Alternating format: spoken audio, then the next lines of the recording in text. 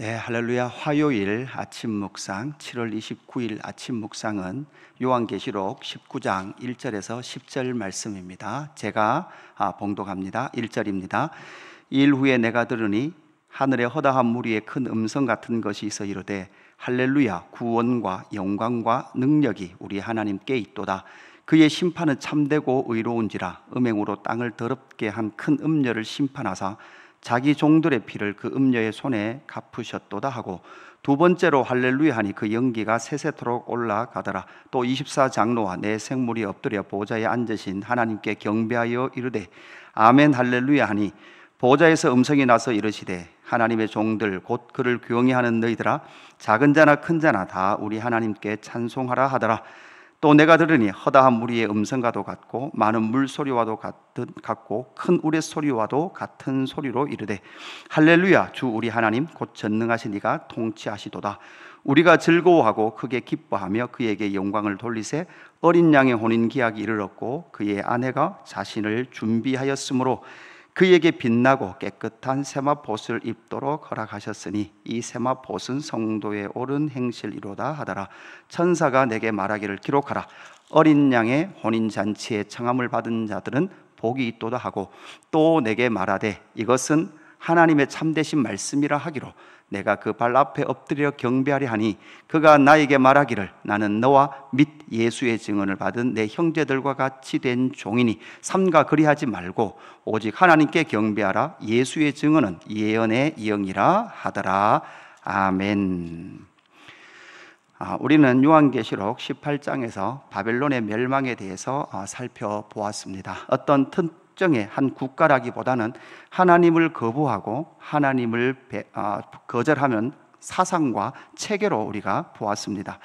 그러나 바벨론이라는 이 세상 나라, 그런 사상과 체계, 하나님을 거부하는 그 체계가 그 뒤에는, 바벨론 뒤에는 큰 음녀와 악한 세력들이 축을 이루고 있다는 것을 우리는 반드시 기억을 해야 합니다. 그 사상과 또한 체계, 하나님을 거부하도록 하는 악의 세력들, 용, 짐승, 거짓 선지자들의 거짓 입을 통해서 그러한 세상을 만들어가고 있다는 것을 우리는 반드시 기억을 해야 합니다.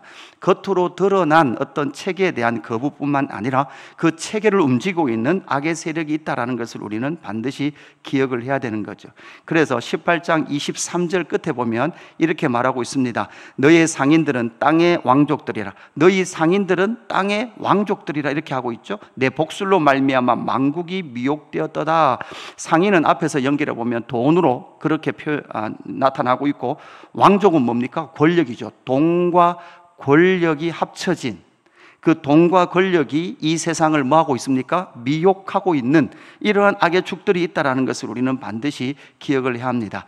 이렇게 바벨론의 심판 이후에 19장의 어린 양의 혼인잔치로 펼쳐집니다. 악의 세력에 대한 공의로운 심판, 예수 그리스도와 또한 하나님의 공의로운 심판이 이루어졌습니다. 그렇게 이루어진 이후에 펼쳐지는 어린 양의 혼인잔치가 19장 오늘 본문에 기록되어 있죠.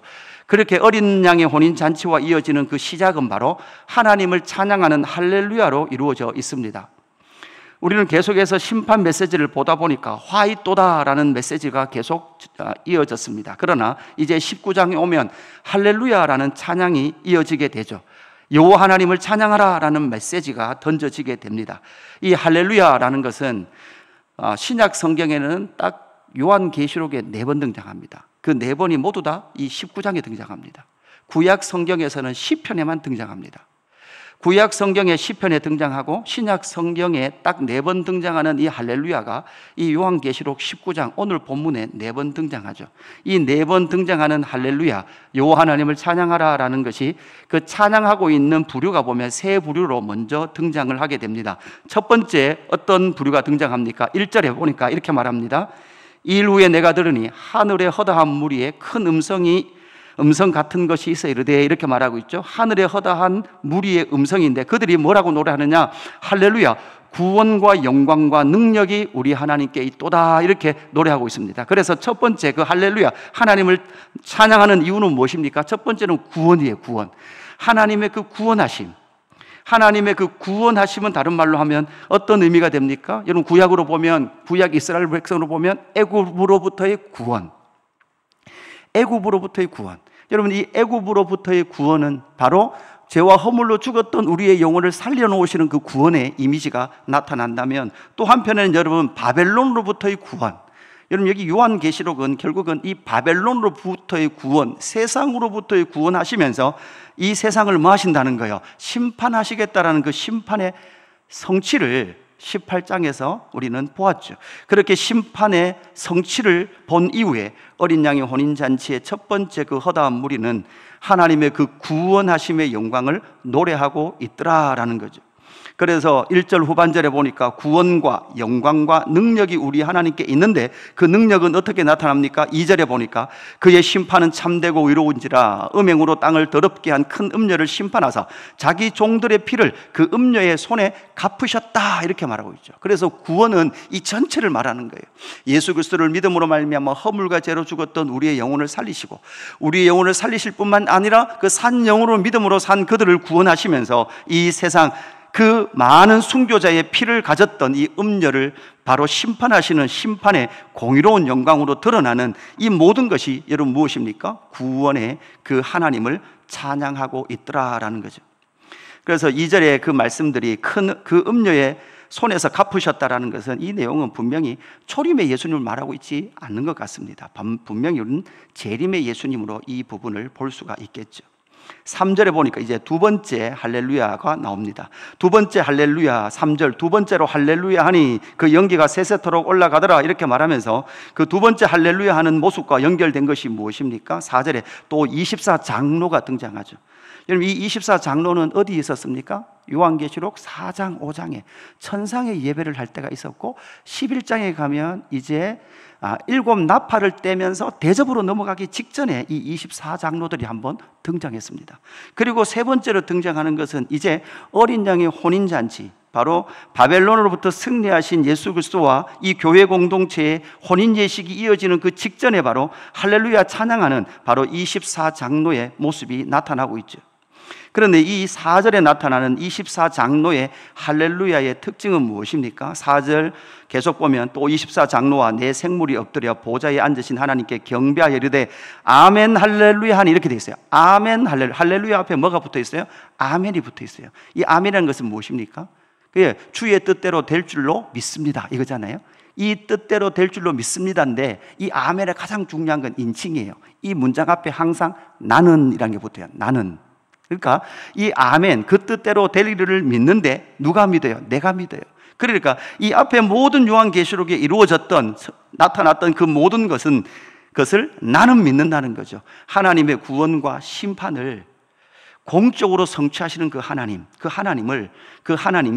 나에게도 어떤 하나님이 되시는 거예요? 나에게도 구원의 하나님, 승리의 하나님이 되시는 거죠. 이들이 누굽니까? 24장로들이에요. 그래서 5절에 보니까 보좌의 음성이 나서 이르시되 하나님의 종들 곧 그를 경외하는 너희들아 작은 자나 큰 자나 다 우리 하나님께 찬송하라, 이렇게 말씀하고 있죠.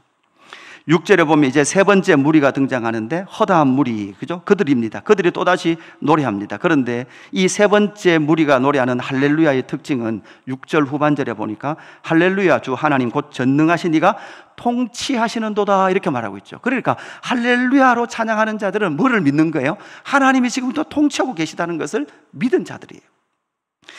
그렇게 하나님이 통치하신다는 것을 믿는 자로부터 이제 세 그룹이 있었지 않습니까? 구원하신 하나님, 그 구원은 또한 허물과 죄로 죽었던 우리의 영혼을 구원하실 뿐만 아니라 세상을 심판하시는 그 하나님을 믿음으로 말미암은 구원, 그리고 그 구원의 하나님을 내가 믿고 그 내가 믿은 하나님이 지금 또 뭐 하신다? 통치하신다라는 것을 노래하고 있는 그들이 7절로 이어집니다. 어디로 이어집니까? 우리가 즐거워하고 크게 기뻐하며 그에게 영광을 돌리세 어린 양의 혼인 계약이 이르렀고 그의 아내가 자신을 위하여 준비하였으므로, 이렇게 말을 하고 있죠. 어디로 이어집니까? 혼인잔치로 이어지는 거죠. 유대의 혼인잔치를 우리가 좀 잘 생각을 해봐야 되는데요, 유대의 자료를 보면 결혼의 예식이 상당히 복잡합니다. 사실 여러분, 우리도 지금 현대 예식이 상당히 간단해져서 그렇지 원래 전통 예식은 상당히 절차가 복잡하죠. 그러니까 결혼식 전에 이미 정혼의 예식도 한국에는 원래 있었지 않습니까? 그리고 원래는 이제 한국 전통에도 보면 오고 가는 것들이 많더라고요. 유대도 마찬가지입니다. 두 가지 크게 결혼식을 보면 두 가지로 나눌 수 있는데 정혼과 결혼 이렇게 두 개로 나눌 수 있습니다. 정혼에서도 보니까 정혼의 단계가 한 10단계가 있어요. 근데 그 10단계를 조금 요약을 해보면, 정혼의 단계에서 요약을 해보면 첫 번째는 청혼이에요. 청혼. 그러니까 남자가 여자의 집에 가서 청혼을 하는 거예요. 그 청혼은 사실 누가 허락해 줘야 되는 거죠? 아버지가 허락해 주는 거죠. 딸의 아버지가 청혼에 대한 허락을 하고, 또한 그들이 결혼하도록 정혼하도록 허락을 합니다. 허락을 하면 꼭 하는 행위가, 남자가 갈 때 항상 포도주 컵과 포도주를 가지고 가요. 그러니까 포도주 한 잔 될 만한 포도주를 가지고 가서 부어서 이 정혼한 부부가 서로 이 포도주를 반반씩 나눠 마셔요. 이 반반씩 나눠 마신다는 것은 유대 사회에서 이제 생명을 지켜서 부부의 관계를 막겠다는 거예요. 유지하겠다라는 약속의 행위란 말이에요. 그리고 나면 이제 뭐합니까? 신랑이 신부의 값을 치러요. 이게 이제 우리가 오해를 하면 안 되는 것이 뭔가 하면, 이 신부의 값을 치른다는 이 이미지가 돈으로 사온다는 게 아니에요. 돈으로 사온다는 것이 아니라 양자 양가정의 관계가 이제 이렇게 계약의 관계에 들어갔다. 결혼은 계약이지 않습니까? 계약의 관계에 들어갔다라는 것을 인정하는 그러한 값을 지불하는 관계로 나가게 되죠. 그래서 정혼의 세 단계는 청혼, 포도주, 값 지불이죠. 여러분, 이 모습 속에 어떤 모습이 있습니까? 예수 그리스도의 십자가의 복음의 모습이 들어있는 거죠. 그러고 나면 이제 결혼의 단계로 넘어가는데, 정혼한 이후에는 동침할 수 없습니다. 정혼한 이후에 남자는 이제 아버지 집으로, 자기 집으로 돌아가서 무엇을 합니까? 부부 가정을 이룰 집을 준비하게 됩니다. 집을 준비하는 대략의 기간이 한 1년 정도 걸리죠. 그런데 이 남편이, 이 신랑이 아내를 데리고 오늘 날은 누구만 알고 있습니까? 신랑의 아버지가 알고 있습니다. 신랑의 아버지의 허락을 받을 때 뭐합니까? 이제 아내에게 가서, 정혼한 아내에게 가서 그 아내를 다시 데리고 와서 무엇합니까? 결혼 예식을 하게 되는 거죠. 유대의 결혼 예식도 상당히 근사합니다. 엄청난 절차들이 있더라고요. 그런데 오늘 본문에 이렇게 말을 하고 있죠. 정혼과 결혼 그 사이에 오늘 7절 후반절에 보니까 그의 아내가 자신을 위하여 준비하였다, 이렇게 말씀하고 있죠. 먼저는 준비입니다. 아내는 다시 이제 정혼한 이후에 신랑이 다시 자신을 데리고 오도록 뭐합니까? 기다려야 합니다. 단지 시간적 기다릴 뿐만 아니라 신랑을 기대하게 됩니다. 그 시간을 기다리며 신랑을 기대하면서 정결을 유지할 뿐만 아니라 이제 그 신랑의 집안에 가서 어떤 삶을 살아야 될지를 준비하게 되는 거죠. 유대는 각 지파가 있습니다. 이 신랑이 어느 지파에 속했느냐에 따라서 준비가 많이 달라진다 그래요. 여러분, 특별히 유다 지파에 속하거나 레위 지파에 속했으면 여러분 어떻게 됩니까? 상당히 준비할 거리. 특별히 레위 지파에 속했다면 많은 것들, 제사 절차나 이런 것들을 이해해야 되겠죠. 이것처럼 많은 준비를 하는 1년의 시간이 필요했던 것이죠. 그래서 아내가 준비를 한다. 두 번째 결혼 예식이 펼쳐지는데 8절에 보니까 그에게 빛나고 깨끗한 세마포 옷을 입도록 허락하셨으니 이 세마포 옷은 성도의 옳은 행실이라, 이렇게 말하고 있습니다. 그래서 이 세마포 옷을 입혀주는데 이것은 바로 성도의 옳은 행실이다, 이렇게 기록을 하고 있죠. 여기서 우리가 주의해야 될 것이 있습니다. 빛나고 깨끗한 세마포 옷을 입고 혼인 예식. 신부의 입장에서 보면 이 세마포 옷은 뭡니까? 이게 드레스가 되겠죠. 또 그 잔치에 참여하는 자들은 바로 결혼식 잔치에 참여하는 옷이 되겠죠. 그런데 그 옷이, 그 세마포 옷이 성도의 옳은 행실이다, 이렇게 말하고 있습니다. 여기서 우리가 주의해야 될 것은 성도의 옳은 행실이니까 우리는 어떤 행실, 행동 자체의 포커스가 먼저 맞춰지는데, 사실 이 단어는 법정적 선언에 해당되는 말씀입니다. 그러니까 성도의 옳은 행실은 인정되어지는 법적인 선포예요. 너 옳다라고 인정해 주는 것. 그래서 우리는 잘 알고 있습니다. 성도의 옳은 행실은 사실은 어디에서 나옵니까? 존재적 옳음에서부터 나오거든요. 이 말 이해되십니까? 존재적 옳음에서 나오는 것만이 여러분 뭡니까? 옳은 행실이에요. 죄인이 계속 행실을 하면 다 그게 뭐예요? 죄된 행실이에요. 그러나 의인이 하는 일이 뭐예요? 그게 바로 옳은 행실이에요. 그래서 복음은 우리의 존재를 먼저 어떻게 바뀌어요? 의롭다는 법정적 선언을 하십니다. 빌립보서 3장 9절이죠. 빌립보서 3장 9절. 그 안에서 발견되려 함이니 내가 가진 의는 율법에서 난 의가 아니요. 그래서 율법에서 났으면 사실 율법에서는 의를 이룰 수 있습니까? 없습니까? 없단 말이에요. 오직 그리스도를 믿음으로 말미암은 것이니 곧 믿음으로 하나님께로부터 난 의라 이렇게 말하고 있죠. 그래서 믿음으로 말미암은 우리의 존재가 의롭다고 뭐 있습니까? 법정적으로 선언되었습니다. 법정적으로 선언되었던 그들은 결국은 이제 뭘 합니까? 옳은 행실을 하게 되어 있습니다. 왜? 존재적으로 새 존재가 되었으니 여기서부터가 순서인 거죠. 그래서 요한계시록 전체를 보면 여러분 어떻습니까? 이마에 하나님과 어린 양 예수 그리스도의 이름을 가진 자들은 이 불의한 세계를 보면서 뭐합니까? 마음에 탄식합니다. 아파합니다. 이 세상을 향하여 눈물을 흘립니다. 그들이 회복되도록 기도하죠. 그래서 다니엘서 12장, 우리가 잘 아는 말씀이잖아요. 다니엘서 12장 보니까 땅의 티끌 가운데서 자는 자 중에 많은 사람이 깨어나 영생을 받을 자도 있겠고 수치를 당하여서 영원히 부끄러움을 당할 자도 있을 것이며 이렇게 말하고 있는 다니엘서 12장은 최종 종말에 관한 예언의 말씀이거든요. 그때 뭐라고 말씀하는가 하면 지혜 있는 자는 궁창의 빛과 같이 빛날 것이요 많은 사람을 옳은 대로 돌아오게 한 자는 별과 같이 영원토록 빛나리라. 그러니까 세마포 옷을 입은 사람, 법정적인 의로움이 선포된 사람들은 당연히 어디로 나가게 되는 거예요? 이러한 자의 삶으로 나가게 되는 거예요. 그래서 그들의 세마포 옷은 성도의 옳은 행실은 법적 믿음으로 말미암아 법적 선언이 먼저 된다는 걸 기억하십시오. 그리고 나서 바로 이 옳은 행실을 통하여 많은 사람들이 옳은 길로 오도록 인도하는 삶을 살게 될 것이다 라는 것을 말씀하고 있습니다. 그래서 이 어린 양의 혼인잔치는 아내의 준비, 세마포 옷입니다. 그뿐만 아니라 이 혼인잔치에 복을 받은 자들이 많이 등장을 하게 됩니다. 9절에 보니까 천사가 내게 말하기를 기록하라. 어린 양의 혼인잔치에 청함을 받은 자들은 복이 있도다. 어린 양의 혼인잔치에 청함을 받은 자는 복이 있는데 요한계시록에도 여러분 복이 참 요한복음도 그렇고 요한계시록도 그렇고 상당히 어떤 구조화를 잘 하는 사람 같아요. 요한복음도 앞에 보면 7개 표적 뭐 이런 것들이 막 7개 에고 에이미 이런 것들이 딱 등장하거든요. 또 요한복음 앞쪽에 보면 7이라는 구조를 딱 가지고 그렇게 기록하고 있거든요. 그러니까 요한복음에 나타나는 복도요, 복이라는 단어를 딱 7개 나와요. 딱 7번 나오는데 이 복이 4번째 복이에요. 그 4번째 복이 뭔가 하면 혼인잔치에 청함을 받은 사람들이에요.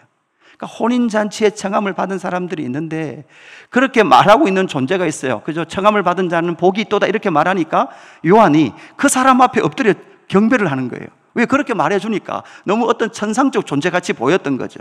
그러니까 그가 뭐라고 말합니까? 10절에 내가 그 발 앞에 엎드려 경배하려 하니 그가 나에게 말하기를 나는 너와 및 예수의 증언을 받은 내 형제들과 같이 된 종이니 삼가 그리하지 말고 오직 하나님께 경배하라. 결국 여러분 이렇게 말하는 사람은 또 누구예요? 그의 형제예요. 하나님의 종됐던 사람들이에요.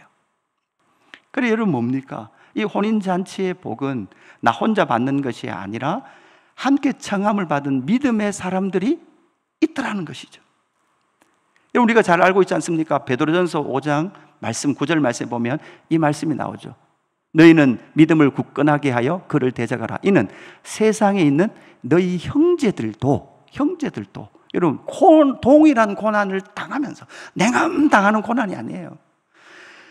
너희 형제들도 동일한 고난을 당함에도 불구하고 예수를 증언하여 믿음을 지킨 형제들이 그 마지막에 이 모든 이 형제들이 어디에 참여한다?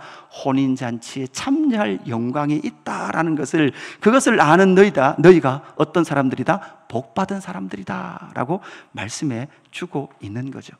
우리는 때로는 신앙생활을 하다 보면 외롭기도 합니다. 답답하기도 합니다. 그러나 우리는 믿어야 합니다. 이 종말의 시대 바로 성도의 옳은 행실을 가지고 이 땅을 바라보며 눈에 눈물이 그치지 않는 사람들, 이 땅을 향하여 중보하며 탄식하며 이 땅의 회복을 놓고 많은 사람들을 옳은 대로 이끌기를 원하는 사람들이 있다는 사실을 알고 종말을 함께 살아간 그들과 함께 영원한 혼인잔치에 참여하는 그 영광이 진짜 복인 줄로 기억하는 저와 여러분의 신앙 여정 되기를 주님의 이름으로 축복합니다. 아멘. 기도합니다. 하나님 아버지 감사합니다. 어린 양의 혼인잔치 할렐루야로 시작되는 이 영광의 말씀 앞에 우리가 서 있습니다.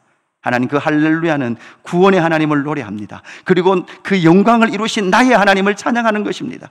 그리고 그 할렐루야는 바로 어린 양의 혼인잔치로 열어가는 그 할렐루야, 하나님 앞에 찬양하며 나아가고 예배하며 나아가는 저희들 될 수 있도록 역사하여 주옵소서. 하나님, 우리에게 주신 이 시간, 아내로서 신부로서 준비하는 시간 되게 하여 주옵소서. 하나님, 그 준비하는 시간 동안 성도의 옳은 행실, 하나님, 이 땅을 향하여 가슴 아파하고 하나님 앞에 이 땅을 향하여 눈물로 기도하며 탄식하며, 그리고 하나님, 길을 잃은 자들에게 옳은 길을 제시하며 나아가는 믿음의 삶을 살아가는 믿음의 형제들 될 수 있도록 인도하여 주옵소서. 그래서 마지막 때에 주님께서 입혀주시는 세마포 옷을 입고 마지막 그 혼인잔치에 함께 만날 수 있도록 인도하여 주옵소서. 한 사람도 배교하지 않게 하여 주시옵소서. 한 사람도 하나님 넘어지지 않게 하여 주시옵소서. 넘어진 자 있습니까? 형제든 된 우리가 그의 손을 잡고 함께 이 길을 걸어가는 예수 그림교회 공동체 되게 하여 주옵소서. 감사함을 드리며 구주 예수 그리스도 이름으로 기도드리옵나이다. 아멘.